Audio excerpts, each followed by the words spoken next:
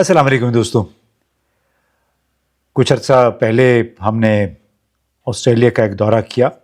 Canberra fellowship programme کے تحت آسٹریلوی حکومت نے ہمیں وہاں بلایا اور مختلف ہماری میٹنگز ہوئیں. دفتر خارجہ میں بھی جو وزارت دفاع کی ایک آفیشل تھی ان کے ساتھ، پھر تھنک ٹینک کے ساتھ بھی. اسی دوران ہمیں جو سرکاری تقریبات تھیں وہ تقریباً ہر تقریب میں، اور اس کے علاوہ بعد میں ہمیں بتایا کہ اگر اسکولوں اور یونیورسٹیوں میں بھی یہ ہوتا ہے کہ جب کلاس شروع ہوتی ہے تو شروع میں ایک بیان آتا ہے کہ ہم اس زمین کے روایتی قدیم مالکان کو خراج تحسین پیش کرتے ہیں اور ان کی ثقافت اور ورثے کا احترام کرتے ہیں. یہ فقرہ ہمیں ہر سرکاری جو میٹنگ تھی وہاں پہ سنائی دیا. پھر اس کا ہم نے سوچا کہ تھوڑا سا تحقیق کریں کہ وجہ کیا ہے اس کی. دراصل 1990 کے بعد یہ رسم جو ہے وہ عام ہوئی، خاص طور پر 2008 کے بعد اس وقت کے وزیر اعظم کیٹنگ نے پہلی بار باقاعدہ معافی مانگی تھی ان لوگوں سے جن کے لیے یہ فقرہ پڑھا جاتا ہے کہ ہم اس زمین کے روایتی مالکان کو خراج تحسین پیش کرتے ہیں اور ان کی ثقافت اور ورثے کا احترام کرتے ہیں.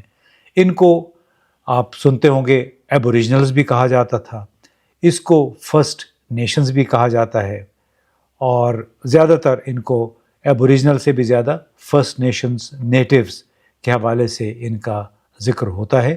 اور یہ روایت ہے کہ فرسٹ نیشنز کی خدمات اور کردار کو تسلیم کیا جائے، اس کو عزت دی جائے، اور تقریباً ہر تقریب کا آغاز ایسے ہی ہوتا ہے. اب اس کا تعلق ہے ایبوریجنلز کے ساتھ، یعنی وہ لوگ جو یہاں پر اب انگریزوں کے آباد ہونے سے پہلے، یہاں پہنچنے سے پہلے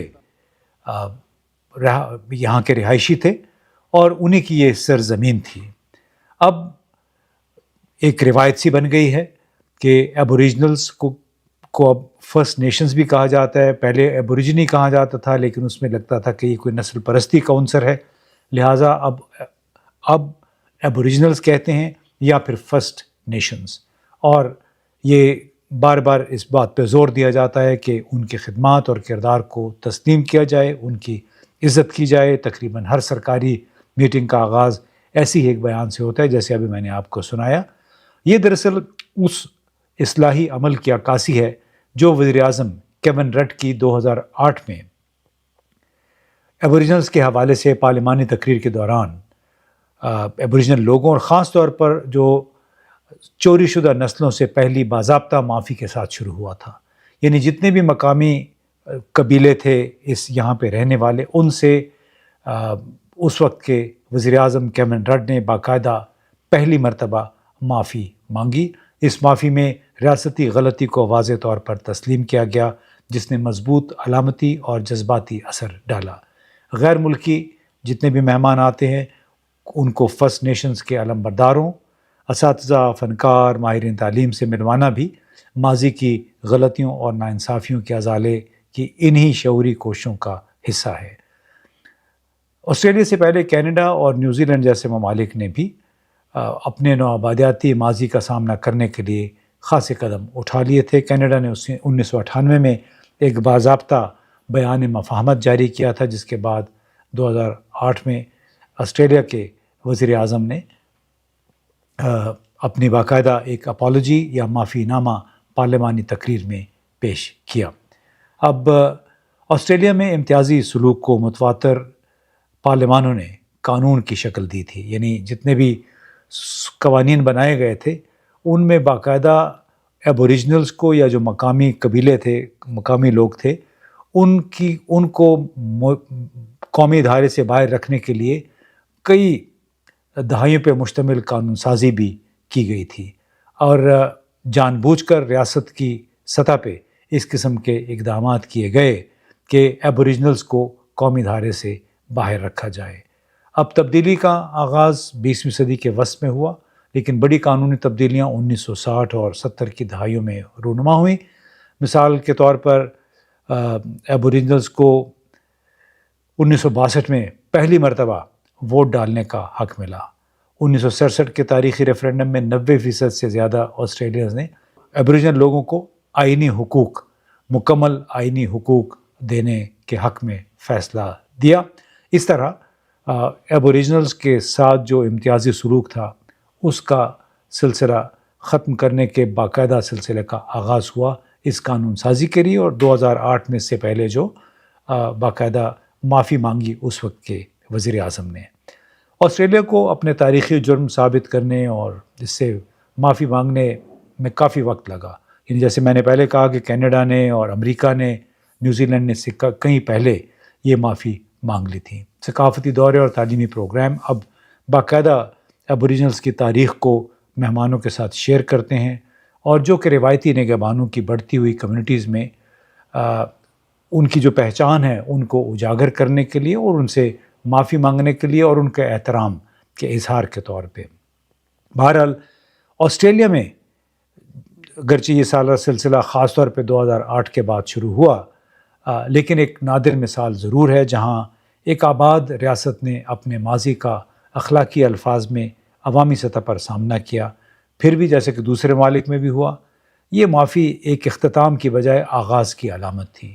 فرسٹ نیشنز کمیونٹیز میں سماجی اور اقتصادی تفاوتوں، سیاسی پسماندگی، زمین اور شناخت کے حل طلب سوالات کا برقرار رہنا ایک بڑی حقیقت کی طرف اشارہ کرتا ہے۔ علامتی اقدامات خواہ کتنے ہی طاقتور کیوں نہ ہوں، ساختی تبدیلیوں کا متبادل نہیں بن سکتے۔ اب ایک دلچسپ ہماری ملاقات ہوئی بونڈائی بیچ، سڈنی کے باہر، یہ ایک بہت بڑا ساحلی پٹی ہے، تو یہاں پہ والنکاری کرنٹواوا سے ہماری ملاقات ہوئی، اور اس کا جو اصل میں نیا نام ہے آسٹریلوی، وہ کیلن میکارمک ہے، لیکن ان کا یہ کہنا ہے کہ میرا نام والنکاری کرنٹوارا ہے۔ اس ملاقات میں بھی مقامی لوگوں کے جو ماضی کے دوکھ حال کی جدوجہد اور مستقبل کی تمناؤں کو سمجھنے کے لیے کافی ایک سبق آموز ایک میری گفتگو تھی۔ یہ جو کرنٹوارا ہیں یہ فنکار بھی ہیں، معلم بھی ہیں، موسیقار ہیں اور اداکار بھی ہیں۔ 1961 میں ایلس اسپرنگز میں پیدا ہوئے، وہ وسطی اور مغربی صحرائی ثقافت کے قابل احترام نگہبان ہیں۔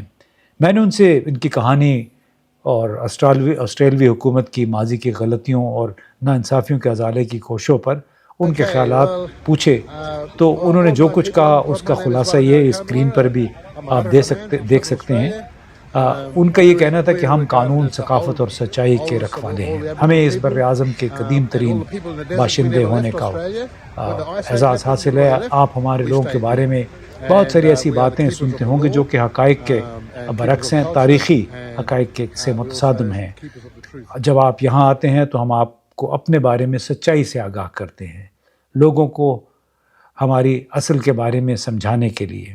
ہمارے لوگ محبت اور احترام کے قائل ہیں، ہمارا خاندان امن پسند سمجھا جاتا ہے، ہم یہاں سب کے لیے اچھا امن قائم کرنے کے لیے موجود ہیں۔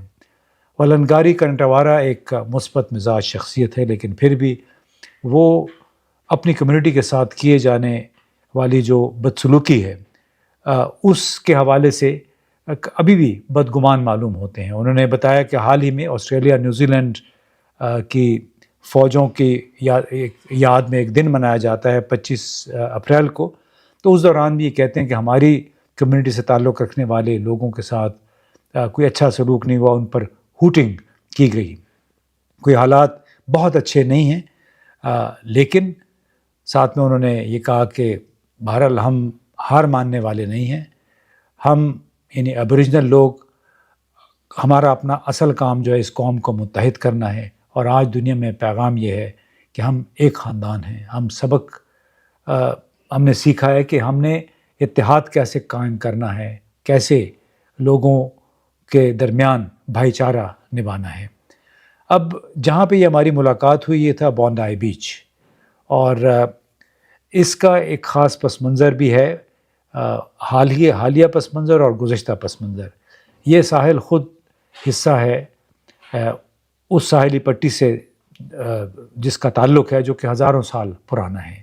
दिसंबर 2025 में एक यहूदी यहाँ पे एक हनुका की सेलिब्रेशन थी, अवामी तकरीब थी बॉन्डाई बीच पे दिसंबर के वस्त में गुज़श्ता साल। और फिर एक माँ बेटे और बाप ने, साजिद अकरम और नवीद अकरम, इन्होंने यहाँ पे आके लोगों पे अंधाधुंध फायरिंग शुरू कर दी और उसमें कम से कम 16 अफराद जो जाँ भाग हुए, कई ज़ख्मी भी हुए। और ये ऑस्ट्रेलिया में किसी बीच पर, बल्कि ऑस्ट्रेलिया की तारीख़ में एक तशद्दुद का खूनरेज़ तरीन वाक़या था। ये यहीं पे बॉन्डाई बीच पे हुआ। यहाँ पे मैंने एक छोटी सी वीडियो भी रिकॉर्ड की, वो कमेंट्री के साथ आप सुन भी सकते हैं। ऑस्ट्रेलिया सिडनी में वो बॉन्डाई बीच है जहाँ पे 14 दिसंबर 2025 यहाँ पे दो बाप बेटे ने यहूदी एक फंक्शन हो रहा था हनुका के मौके पे, उनकी एक मज़हबी तकरीब है। तो यहाँ पे उन्होंने सलमान अकरम और साजिद अकरम ने फायरिंग शुरू की, 15 के करीब लोगों को मार दिया। और अभी 30 अप्रैल को ही इस हवाले से एक रिपोर्ट आई है और उसमें ये कहा गया है कि यहाँ पे यहूदियों के हवाले से जो हिफाजती इंतज़ामात थे वो अच्छे नहीं थे और इसके लिए हालांकि अलर्ट पहले से मौजूद था, ख़बरदार किया गया था कि यहूदियों को निशाना बनाया जा सकता है, लेकिन और ये कमीशन की रिपोर्टें हैं और उसमें ऑस्ट्रेलियाई वज़ीर-ए-आज़म अल्बनीज़ ने कहा है कि तमाम सिफारिशात पर अमल दरामद किया जाएगा। और ये यहाँ पे हुकाम पहले से ख़बरदार कर रहे थे कि इस किस्म का वाक़या हो सकता है, ख़ास तौर पे उस जंग, उस जुल्म के जवाब में। जुल्म तो यहाँ नहीं कहते, लेकिन ये कहा जा रहा था कि जो कुछ फ़लस्तीन में, गाज़ा में हुआ है उसके रद्द-ए-अमल के तौर पे दूसरे मुल्कों में और यहाँ पे ऑस्ट्रेलिया में भी यहूदी कम्युनिटी को निशाना बनाया जा सकता है। और एग्जैक्टली वही हुआ कि दो बाप बेटों ने एक इंतकामी कार्रवाई के तौर पे यहाँ पे 15 लोगों को हलाक कर दिया। उसमें 15-16 थे वो ज़ख्मी हुए थे और जो बेटा है उसके ऊपर तो कुछ 56 इरादा कत्ल और कत्ल के मुकदमात हैं। और उसके बाद से यहाँ पे काफ़ी हिफाजती इक़दाम किए गए हैं। लेकिन बहरहाल गाज़ा में फ़लस्तीनियों के साथ जो हो रहा है अक्टूबर 2023 से, उसके बाद से दुनिया भर में एक रद्द-ए-अमल ज़रूर पाया जाता है। उस रद्द-ए-अमल का इज़हार दिसंबर 2025 में फिर यहाँ बॉन्डाई बीच पे भी देखने में आया। बॉन्डाई बीच या ये साहिल जो है, ये जैसे मैंने बताया सिडनी शहर के बिल्कुल एक तरफ वाक़ है। ये सिर्फ जोग्राफिया नहीं है, एक ज़िंदा निज़ाम की अलामत है। और ये जितने भी कदीम कबाइल थे इसको अपना मुल्क कहते थे। इसके साथ रूहानियत भी जुड़ी हुई है। यहाँ मछलियाँ, दीगर समंदरी वसाइल बकसरत मिलते थे और ये सब इन लोगों की ज़िंदगी का इन के ज़रिया मुआश भी था। और आसार कदीमा के शवाहिद जैसे साहिल के साथ साथ पाए जाने वाले तवील मुद्दती आबादकारी, शेल मिडन्स उसको कहते हैं, वो भी ज़ाहिर करते हैं कि यहाँ पे कितने लोग आबाद हुआ करते थे। ऑस्ट्रेलिया की कहानी एबोरिजिनल्स के हवाले से हमें ये बताती है कि माजी के जो मज़ालिम थे उनका ख़ात्मा सिर्फ माफ़ी के एक जुमलों से नहीं होता, न सिर्फ कानून से। इसके लिए साल हा साल लग जाते हैं। और आज भी जैसे आपने इस शख्स की गुफ्तगू में सुना, प्रोफेसर जो आपके अपना मुख्तसर आपने इनका इंटरव्यू सुना, वो आज भी ज़िक्र करते हैं कि हालात हमारे आज भी अच्छे नहीं हैं। लेकिन उन्होंने ये भी माना कि माफ़ी मांगना, ज़मीनें वापस करना और रसूमात के ज़रिए एतराफ़, ये सब उम्मीद की किरणें हैं। इस बात की उन्होंने एतराफ़ भी किया उन प्रोफेसर ने अपनी गुफ्तगू में। और यही एक ऑस्ट्रेलिया, अमेरिका, न्यूज़ीलैंड जैसे मुआशरों का एक ख़ासा भी है कि अगर गलती होती है तो उस गलती को ये फिर मानते भी हैं نہ کہ وہ غلطی پہ غلطی کی جا کے اور کیے چلے جائیں اور حقیقت حال سے انکار کریں. اس سے معاملات حل نہیں ہوتے بلکہ ان میں مزید بگاڑ پیدا ہوتا ہے. بہت بہت شکریہ.